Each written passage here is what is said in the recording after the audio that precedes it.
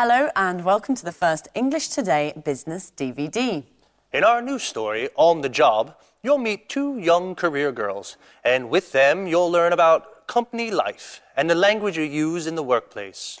In each DVD, there's a program that focuses on job skills and describes modern business strategies that will help you to be successful at work. In this DVD, there are 5 episodes of On the Job, followed by the business skills program that looks at brainstorming techniques.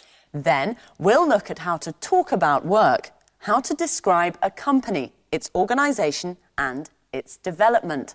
Finally, we'll look at how to talk about markets. So, enjoy your viewing. Oof. This report is so boring. Numbers, accounts and statistics. I hate it. I'm an artist. When I was younger, I used to write short stories, novels, poems, and I was good at it. What has happened to my inspiration? What am I doing here? A publishing house, that's where I would like to work. Okay, Victoria, stop dreaming. Let's get back to the report. The boss wants it on his desk at 5 this afternoon. Oh, isn't there anything more interesting to do? Like listening to some good music.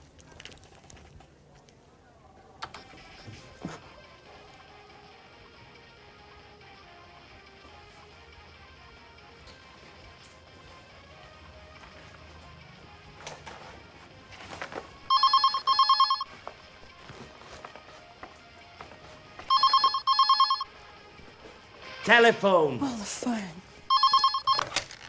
Hello, this is Victoria Lee. Oh, Lucy, what can I do for you? No, I'm not busy. Well, actually, I am very busy. I have to write a boring report for the boss. Anyway, what is it? Is there a problem? What? Mr. Lewis wants to speak with me. Really? Yes, of course. Put him through. Good morning, Mr. Lewis. It's a pleasure to hear from you. How are you? I'm fine, sir. What can I do for you? Yes, I know the product. It's very interesting, innovative, and the marketing department thinks it has a lot of potential for the international market. What? Me? Really? Thank you, sir. Yes, immediately. Yes, Victoria. Today is your lucky day. Bye-bye, boring report.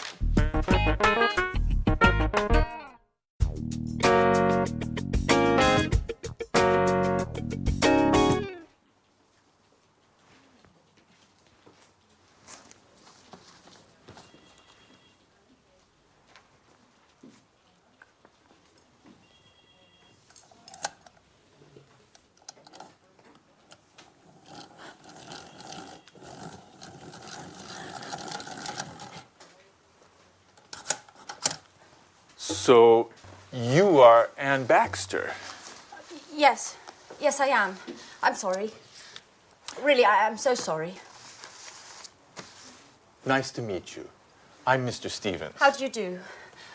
I'm so sorry, Mr. Stevens. Anne, please, sit down. It's all right. How are you today? I'm a little nervous. And this isn't a good start. That's all right. Well, Anne, where are you from? I'm English. I'm from Oxford. Great. A true Brit. Can you speak any other languages? French, German, Spanish? I can speak French, a little Spanish, and a few words of Italian. My sister is in Rome studying history of art at university. Okay. Very interesting. And can you use a computer? The internet? I'm not a genius with the computer, but I can use one. Great, Anne. I have your CV here, and I see you already work here. What do you do exactly? I do this and that. I usually work from home.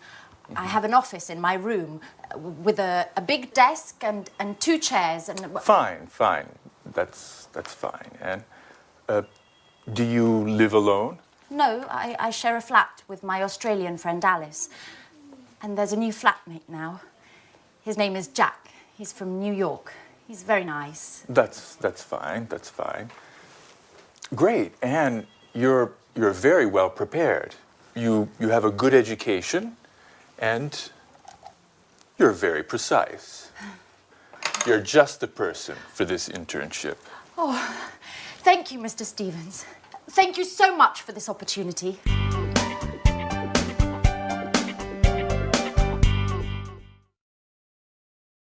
Good. Now, let's see if you know the names of jobs and professions. I will mime a job and a profession. You try and guess what it is. All right? Number one. What's this? What's my job? Ladies and gentlemen, what would you like to eat this evening? What am I? A waiter. Exactly, a waiter. Now, this one, what's my job?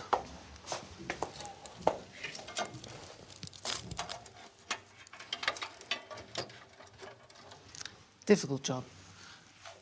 I'm a computer technician. A computer technician. Okay, next one. This one.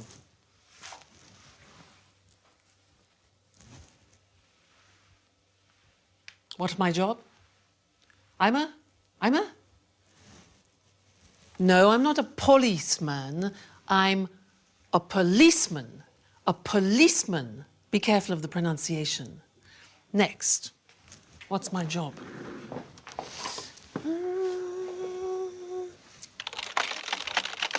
Hello? Hello? Yes, yes, yes. Thank you. What's my job? I'm a difficult one. Secretary. Listen to the pronunciation. I'm a secretary. Next one. Let's see. Here. This one here.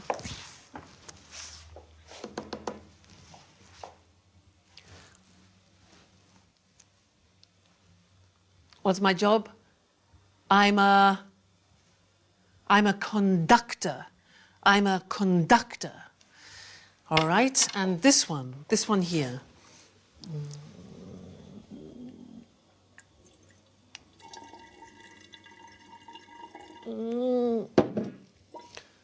I'm a scientist. Again, a difficult pronunciation. Scientist. This one here. That's 78 for the chips, and then 20 for the chicken. That makes... That'll be €79, madam. Thank you. I'm a cash assistant. A cash assistant. All right. Next one. This one here. Follow me. You see this beautiful monument that we have in the city of Florence is the Duomo. What's my job? I'm a tourist guide. Listen to the pronunciation. I'm a tourist guide. This one, this is difficult. Ladies and gentlemen of the jury, I believe that this man is innocent. My job? I'm a lawyer. A lawyer. Next, this one.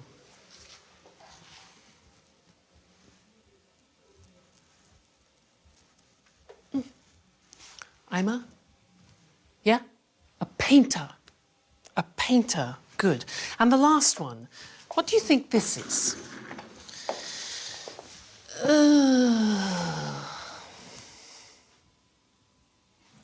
I'm retired.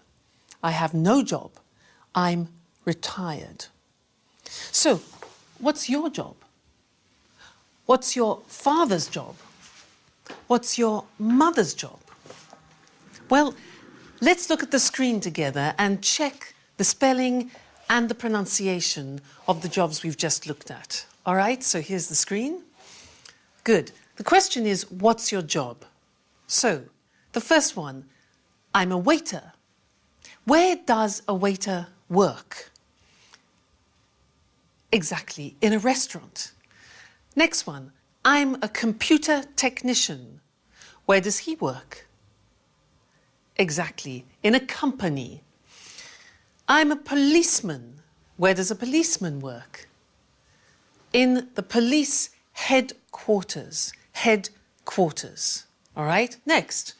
I'm a secretary. Pronunciation, secretary. Where do I work? In an office. Okay? I'm a conductor. Where do I work? In the theatre. In the theatre. I'm a scientist. I work in a laboratory.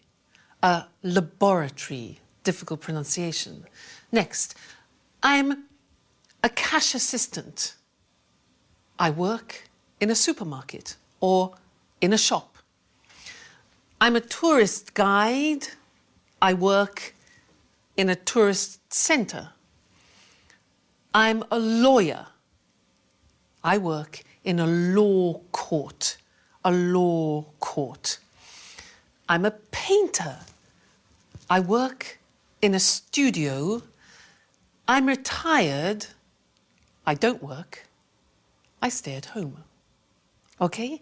Now, those are some different jobs and professions.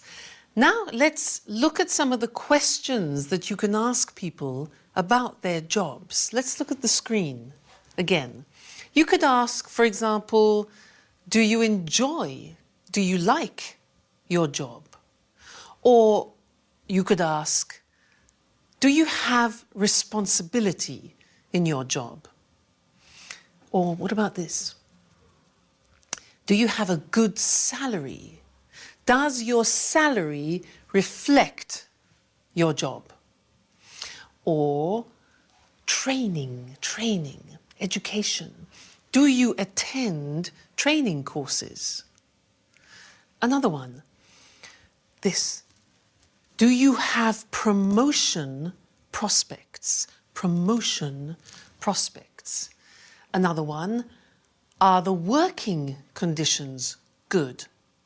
Are the working conditions good, like holidays, for example? Then, do you meet a lot of people?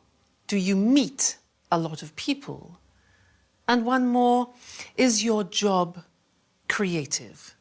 Is your job creative? So some of those are the questions you can ask in conversation, talking about jobs. Good. Well, that's the end of the first lesson, and I look forward to seeing you in the second. Bye.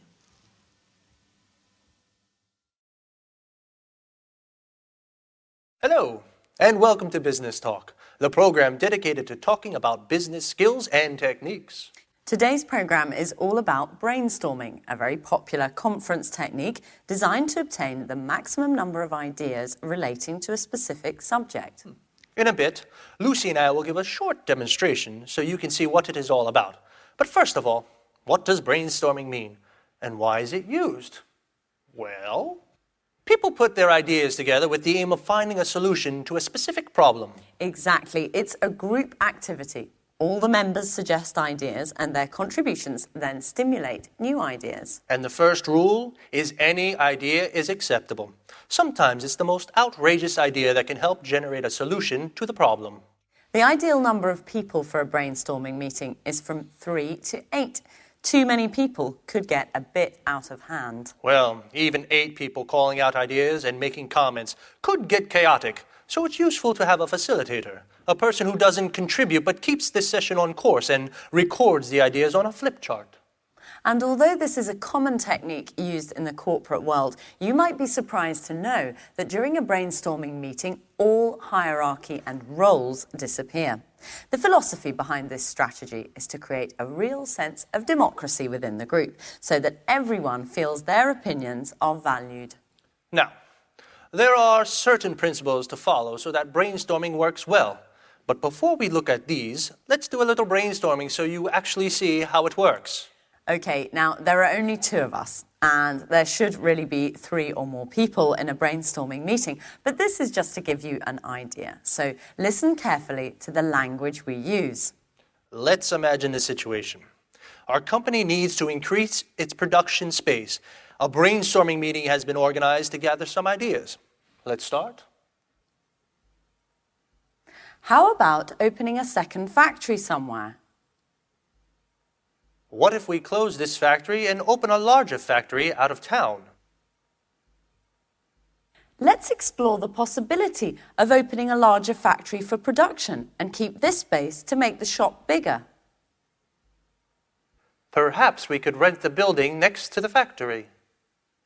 Why don't we look into renting part of the building next door? What about